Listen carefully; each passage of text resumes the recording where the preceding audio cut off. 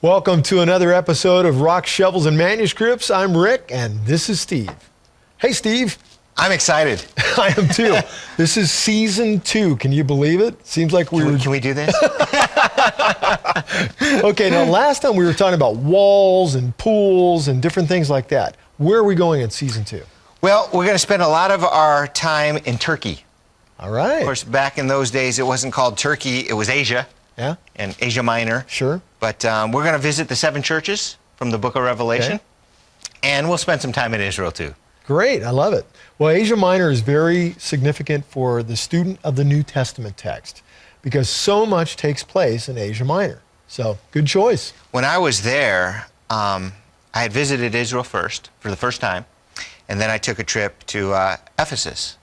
Great. And we visited all of Turkey, but the sights we saw were just as compelling and touching and spiritual to me as the sights in Israel. So as long as it's associated with the Bible, I'm in. Yeah. Well, there's a lot that takes place in Ephesus. So why don't you walk us through some of the basics of this, and let's take a look at it. So what you're saying is you want me to talk Turkey? I could have said that last season.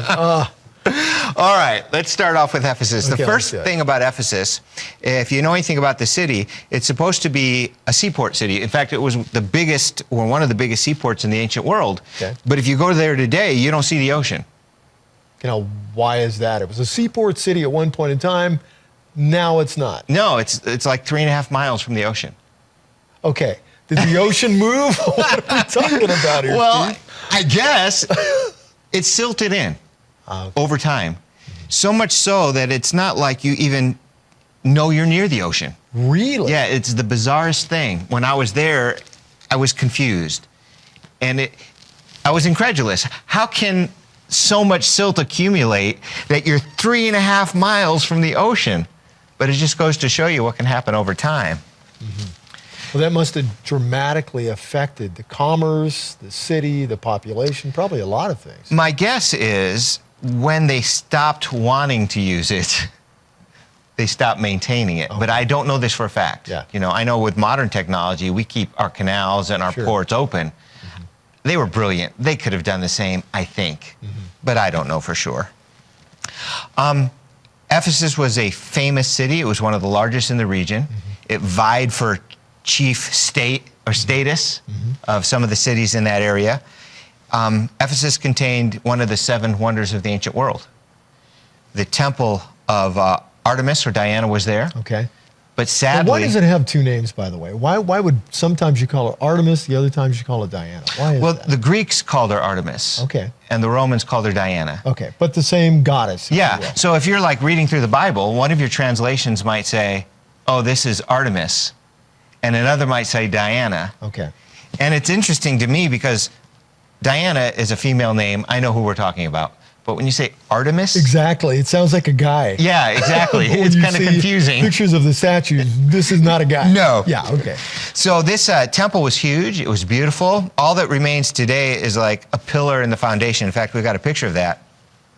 So if you're looking for this amazing archaeological site, it doesn't exist. All they found was that pillar. Everything else was destroyed and repurposed. Okay. But to see it originally, it's reconstructed, and it would have looked something like this. Oh, no, that's amazing. Yes, and we're talking about 425 feet long, 220 feet wide, 60 feet high. So this was an astounding architectural and engineering feat. Now, those are Roman colonnades, correct? Yeah, Okay. So this would have been for Diana.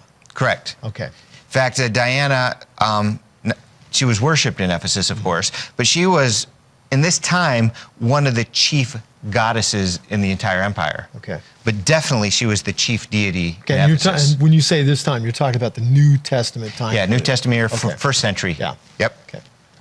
So let me tell you a little bit about Artemis or Diana. Like I said, she was probably the #1 deity at the time. I have a statue, a photograph of a statue I'd like to show you.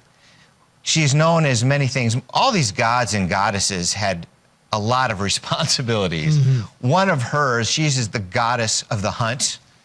So that's probably why she's holding the small deer there, or whatever it is. Part of this, when you mention about the gods or goddesses in the Roman pantheon of having different responsibilities, wasn't it because they're always in conflict with one another, and these dramatic stories of one taking power over the other? Happened all the time. Lost loves and all these things. The Greek and Roman deities were just like humans, only more so. They had the same failings, the same weaknesses, the same passions, the same sins, but on a cosmic scale. Because they have the power to do some serious damage. Exactly. Yep. With their anger, with their passion. Yep. And for us, we have a religious system, we have a religious belief, and we write it in a book and we teach it to our students, and they learn the exact same religious expression we know. But to them, if you went from one city to another city, Diana or Artemis could be a totally different goddess. Same name, some of the same attributes. Okay. So she's the goddess of birthing, the goddess of the hunt. She's the goddess of the moon. She's the virgin goddess. Wow.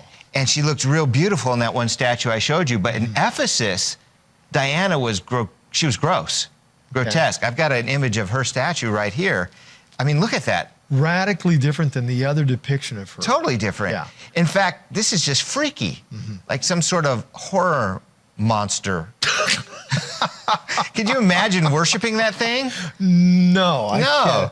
No. And I'm sure the people who are looking at it say, what is all that stuff on her? Yeah. So I'm going to bring that picture back, and I'm going to point out some of the things on that picture. First of all, the most obvious thing are all those nodules. And there's some debate as to what those are. Some nice and innocent would say, oh, those represent acorns or grapes. You know, it's fertility. Others say eggs for fertility. Others say bull testes. Wow. And the most common is breasts. Yes. So and that's what I've heard the most common. Yeah, it's the most common, but nobody's sure. Right. It's just disgusting, whatever it is. Right. And of course, you can see all these bulls outlined in her legs and in her hair, and I don't know. I've heard some very disgusting things about the worship of Diana. Well, one of the things you mentioned was that she's the goddess of birthing. Yes. So that would make a lot of sense that these are possibly breasts. In other words, to be able to give nurturing to the masses. Yeah. Because she's the one who is the creator, if you will, of mankind, at least in that area of looking at birthing. You know what I found interesting about it? I understand goddess of birthing, but she's also the goddess of virginity. And how does that work? Exactly. I found that extremely because she's peculiar. Pure? I don't know. Because now you want to throw into that, one of the primary ways she was worshipped was through cult prostitution. Now, how does so that you've got all... a virgin goddess worshipped through prostitution, and she's the goddess of birthing. Wow. Nobody says it has to make sense, I guess. Maybe that's why she's not worshipped anymore. One of the things that really blows my mind, not only is she the virgin, the goddess of virginity, so she's the virgin, but she's the virgin queen of heaven. So check this out. When Jesus was being crucified, he connected John and his mother Mary. Yes. And he asked John to care for her and take her on as his own, and vice versa. Behold your mother, behold your son. Yes. That's gospel account. Right. Yes. That's in the gospel. And we know through history that John moved to Ephesus. Right. So obviously, it's believed he took Mary with him. Yes.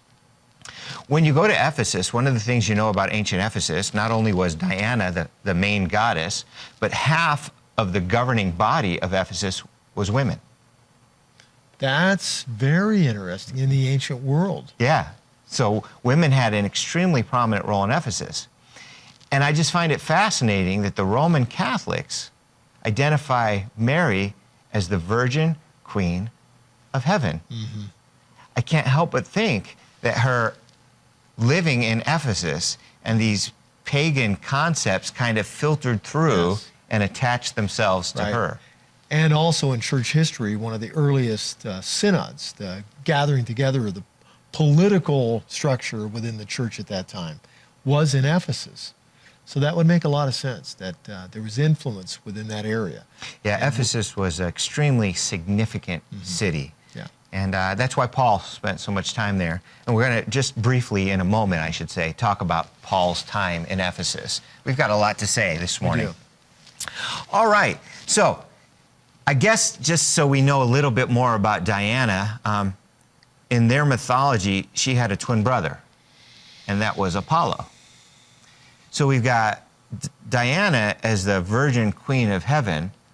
Apollo was often considered the god of light and the son of God. Exactly. I was just going to say that. And that's interesting now because she's on the same level with the Son of God in their pantheon of gods. Yes. So you can see the parallels not only between Catholicism, but the rip-off of Christianity altogether. Yes. It's kind of like a satanic duplication of the gospel. Which makes sense because the Roman pantheon gathered together the belief system of earlier beliefs and other beliefs into their understanding of God and how man functions with God. There's a lot of discussion about which came first. The Greek-Roman theology that Christianity stole or ripped off. Obviously, this is not coming from believers. No. And they would say that these religious beliefs preceded Christianity. Yes. Yeah. Couple of things I'd like to say about that. First of all, there is no evidence that any of that preceded Christianity. Exactly. There's the belief, but not the evidence. Right. In fact, all the evidence points to Christianity coming first and these things coming after. But even if they were to dig up an ancient scrap that gave some weird belief that mirrors the Bible, people have to remember that the fallen angels, the demons who inspire the false religions, were in heaven. They were in the council of God. Right. They knew as much as we can know they knew, the plan of God. They've been exposed to the Bible just like you and I have. So if they decided to take something and rip it off, that makes perfect sense to me. I would also add another element to that as well. I agree with everything you said. Also that almost every single thing you find as doctrine, practice within the New Testament text comes from the prophets and the writings from the Tanakh, which is so much earlier. That's right. So even if you took the New Testament and said, hey, the Greeks came first, well, they didn't come before the Hebrews. That's right. I agree with you completely. Right. Yep. So Diana worship varied from place to place. You can't say definitively this is how it happened. But in some places, her worshipers were beaten with rods until they bled, so that blood was considered an offering to her. So you've got cult prostitution, you've got beating yourself with rods until you bleed. It was just, oh, sign me up. You know? Well, the interesting thing about that is that still permeates some sects today, of the idea of having to beat yourself and the whole thing to be acceptable before God. You're right. Steve, we've got a lot more to talk about, and you don't want to go away because we're going to tie this into the text of the Bible itself. Don't go away. We'll see when you get right back. Welcome back to Rock, Shovels, and Manuscripts. We have been talking about Diana. We've been talking about Artemis, another name for Diana. And we're talking about Ephesus. Yep, I thought this would be the perfect time to get into the text and see some of what the Bible says about it. Fantastic. So we're in Acts chapter 19, and here's what it says. About that time, there arose a great disturbance about the way. A silversmith named Demetrius, who made silver shrines of Artemis, brought in no little business for the craftsmen. So he called them together, along with the workmen in related trades, and said, Men, you know we receive a good income from this business. And you see and hear how this fellow Paul has convinced and led astray large numbers of people here in Ephesus and in practically the whole province of Asia. He says that man-made gods are no gods at all. The nerve. I mean, just think about that. To make a God who apparently has made you. Can you imagine fashioning one of these things and saying it's a God and then being offended when somebody says it's not? So it's a different perspective on who God is. There is a well-known Jewish story that I'd like to share with you. It has to do with Abraham. So Abraham, the story goes, is his father was an idol maker. Okay. And Abraham realized, my dad is making these things. How could they possibly be gods? So he goes to talk to his dad about it, and his dad just told him to shut up and mind his business, and he didn't know what he was talking about. So one day when his dad was away, Abraham broke all the idols in the shop, with the exception of one, and he put a stick in its hand. And when his dad came home and said, "What happened? What happened?" Abraham pointed and said, "He did it." And it was his way of making the point that these are not gods. You're ridiculous for worshiping them. They can't do anything. They can't do anything. Yeah, exactly. And he becomes the father of monotheism. Yes, so the story goes.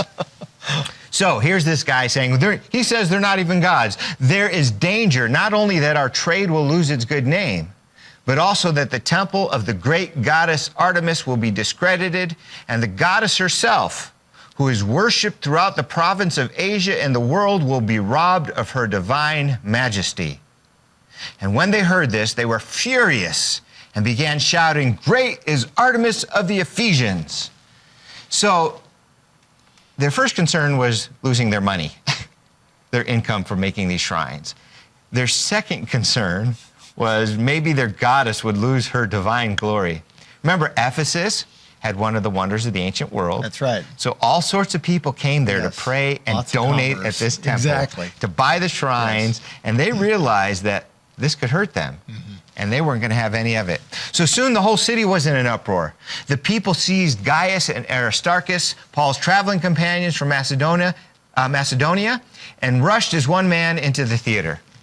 So I've got a photo of this theater that I was able to get for you. This theater is not completely rebuilt. Yes, it's huge. It sat 25,000 people. Wow. The Tucson Convention Center in my city, not even half that. Really? Yes. So this place was a massive. You can see the guy standing at the bottom there and how steep these seats were. So they rush in here. I'm in verse 30 now. I've been reading from Acts chapter 19. Paul wanted to appear before the crowd, but the disciples would not let him. They were smart. Yes, they were. They were saying, "They will kill you." Paul had no fear. I'm sure in his mind he was thinking, been dead before, I can be dead again. Exactly. He's been stoned a few times already. He's not worried about his life at all. Right. But they had Paul, you're not going to do any good, you're just going to get killed. So even some of the officials of the province, friends of Paul, sent him a message begging him not to venture into the theater. Don't throw any gasoline on this fire, Paul, please. So the assembly was in confusion. Some were shouting one thing, some another. Most of the people didn't even know why they were there. They're just a part of the mob. Yes. Pitchforks, exactly. torches. They don't know what they're upset about, but they're upset, dang it. Well, this is part of the problem when you combine politics, local politics, with religion, and you put those together. People are very impassioned about their money and very impassioned about their belief system. You put those together, you've got a huge problem. I was thinking just how similar this is to what people say today about mob mentality. When you get a mob together, it just goes nuts. It takes on its own thing, and there's no way of predicting what it's going to be. How crazy is this? Can you imagine? Would you do this? There's a bunch of crazy people running into a arena. I'm going to run in there too and get crazy. You know, if I see swarms of people running into an arena going crazy, I might run the other way. It matches the religious system of their day in that area. About passion, about anger, about lust, it's all the extremes. Well, explain this to me. A major ball team wins the championship and the city riots. People are just crazy. A bunch of people get together, we do crazy things. We do. And nothing has changed. No. So the Jews pushed Alexander to the front, and some of the crowd shouted instructions to him. He motioned for silence in order to make a defense before the people. So he's trying to quiet down 25,000 upset people. Good luck, dude. When they realized he was a Jew, they all shouted in unison for about 2 hours, "Great is Artemis of the Ephesians." Now that's interesting because that says already that they know the Jews were not in favor of these gods. That's right. And so they were competing. It reminds me of the Muslims today who anytime they get religiously excited, they say, God is great, Allah Akbar, you know? Right. But they say it once or twice. Can you imagine for 2 hours chanting this nonstop? And these aren't 25,000 people spread out in an area. These are 25,000 people compacted into one area. That's dangerous. And can you imagine the volume of those shouts? I don't even understand. I can't do anything for 2 hours, let alone shout the same words over and over and over. These people had worked themselves up into a hypnotic, frenzied state. Not a safe place to be. So the city clerk quieted the crowd and said, men of Ephesus, doesn't all the world know the city of Ephesus is the guardian of the temple of the great Artemis and her image which fell from heaven? So there's this, they haven't found this image, but people taught that, yes, you know, exactly, that the rock came, and some say that, well, it was a meteorite. A meteorite, exactly, asteroid. Well, since these facts are undeniable, he goes on, you ought to be quiet and not do anything rash. You've brought these men here, though they have neither robbed temples nor blasphemed our goddess. If then Demetrius and his fellow craftsmen have a grievance against anybody, the courts are open, there are proconsuls, they can press charges. If there is anything further you want to bring up, it must be settled in a legal assembly. As it is, we're in danger of being charged with rioting because of today's events. Here's the thing. In Ephesus history, they had already been not just charged, but punished. They were shown to be against Rome in one case for a riot. So they were at risk here. Oh, we're rebelling again. Don't do this. If the word gets out, we're going to get in big trouble. You remember what happened last time. You know, Caesar's going to throw in his troops and we're going to get into trouble. Just go home. Right. We're in trouble here. In that case, we would not be able to account for this commotion since there's no reason for it. After he said this, he dismissed the assembly. So he brings in common sense. He points to the past. This is what happened in the past. This is what happened as a result, consequence of the past. If you do it again, are you really going to like what happens to your life of having the Roman garrisons surrounding the city and keeping you in check? Yep. And it reminds me of that passage in Romans that says rulers are basically peacemakers. They don't bear the sword in vain. God appoints them for the benefit of civilization. Case in point, this city was ready to explode. And the legal authorities came in and spoke sense to the people and calmed them down and saved lives. So I want to take a little deviation. I want to show a picture of what the common dwelling looked like in Ephesus in those days. Okay. Wow. That is gorgeous. Look at the floors and the walls. Obviously, the people who lived here weren't poor. No. But this is actually, it's not really a cliff dwelling, it's a terrace house. These houses were dug up in the side of a hill, and they were terraced, one over the other, where the roof of one kind of made the terrace of the house above it. So the ancient Romans, and this would be one of those great trivia questions, how did the ancient Romans live? A, in mansions, B, in tents, C, in apartments. The answer is C. They didn't have, most of your ancient Romans didn't have acreage and big palaces. They lived in small apartments, not unlike big city dwellings today. Even wealthy people didn't have acreage. They live in apartments. And yet, of course, they made these apartments beautiful. I've got a close-up of one of the mosaics from one of the apartments that I'd like to show you. Oh, wow. Yeah, these are little stones assembled together as works of art. People were living in these up to like the 7th century. So it wasn't just the time of Paul and Jesus. Wow, that's beautiful. I'm still looking at this. It's to think that that has survived all of these years. Beautiful frescoes, mosaics, luxurious bedrooms, bathrooms in the apartments, triclinium, dining areas, kitchens.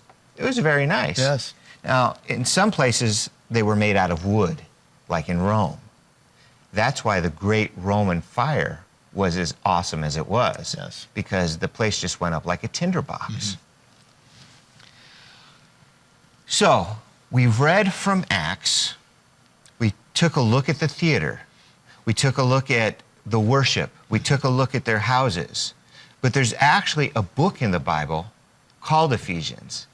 And we didn't have time yet to take a look at that. I would encourage, though, our viewers to go home and read the book of Ephesians and get an understanding of what happened in Ephesus. You know, when we're talking about these letters that come from some of the apostles, the content of the letters always has something to do with the lifestyle in that area. And so even though it may be a theological letter going out, it still has something to do with that area and what they've experienced. And that'll become extremely apparent when we look at Pergamum in an upcoming lesson. We're going to point out some of how their culture tied to the lesson in the Bible. So when we talk about the letter to the Ephesians, it's interesting because that's one of the most important, we think, theological letters in the New Testament text.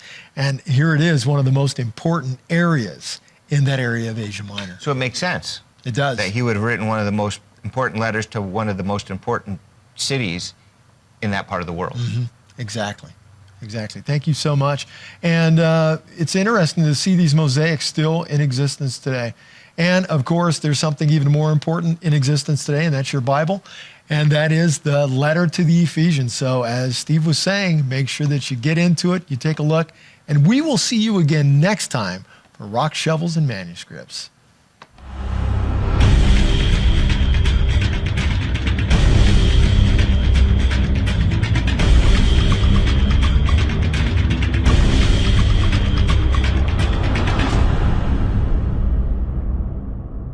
This episode was produced by and for God's Learning Channel.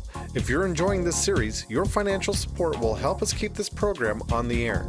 Simply send your contribution to God's Learning Channel, P.O. Box 61,000, Midland, Texas 79711-1000, or log on to our website at www.glc.us.com and donate using PayPal. Please be sure to designate which program your contribution is intended to support. Thank you for helping us make unique quality programming a reality.